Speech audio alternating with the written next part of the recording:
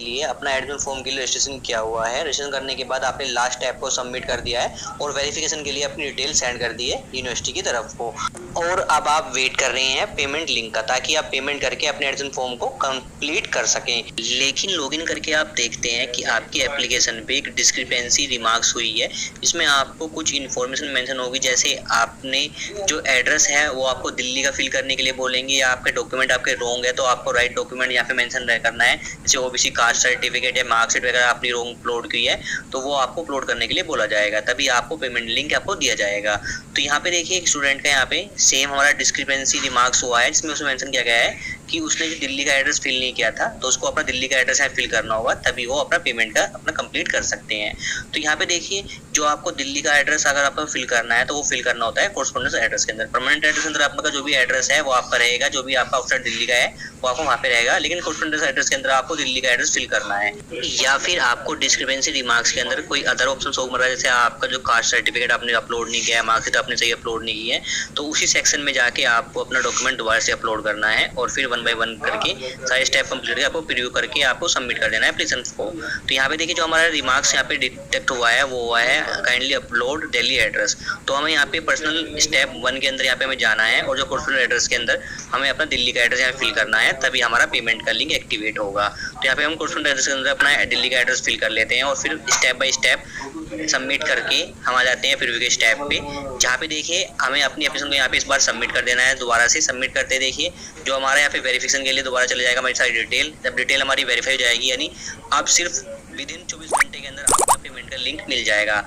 तो यहाँ पे देखिए मैंने मॉर्निंग टाइम में अपना यहाँ पे सबमिट की थी एप्लीकेशन को, और यहाँ पे दोपहर के टाइम में ही हमारा यहाँ पे पेमेंट का लिंक आ गया है।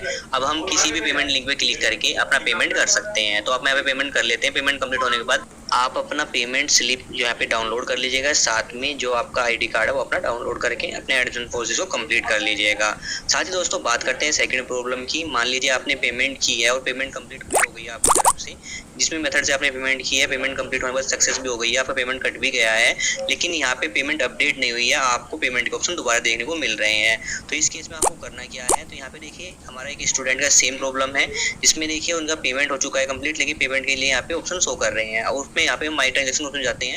यहाँ पे देखिए उसने काफी सारी पेमेंट यहाँ पे की है जो कि फेल भी हुई है और यहाँ पे ड्राफ्ट के अंदर है, लेकिन एक पेमेंट का उसने यहाँ पे सक्सेस शो कर रहा है, उसकी पेमेंट कट गई है और उसका पेमेंट यहाँ पे सक्सेस भी शो कर रहा है। उसके बाद में उसने पेमेंट ट्राई किया, लेकिन यहाँ पे पेमेंट हमारी पहली हो चुकी थी, इसलिए अब उसको दोबारा पेमेंट नहीं करना है। स्टेटस के अंदर आपको यहाँ पे सक्सेस शो कर रहा है, तो आपका पेमेंट कंप्लीट हो चुका है, आपको दोबारा पेमेंट करने की जरूरत नहीं है।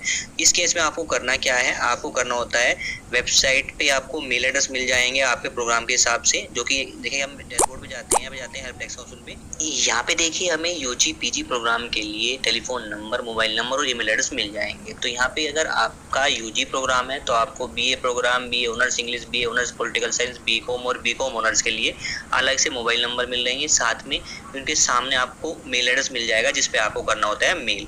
तो आपको अपनी डिटेल, जो भी आपकी डिटेल है वो आपको मेंशन कर देनी है इस मेल एड्रेस के को मेल करने के लिए। साथ में जो आपका स्क्रीनशॉट है पेमेंट का वो आपको अटैच कर देना है और मेंशन कर देना है अपनी प्रॉब्लम कि जो आपका पेमेंट कंप्लीट हो गया है लेकिन पेमेंट शो नहीं कर रहा है, लेकिन पेमेंट आपका सक्सेस शो कर रहा है यहाँ पे।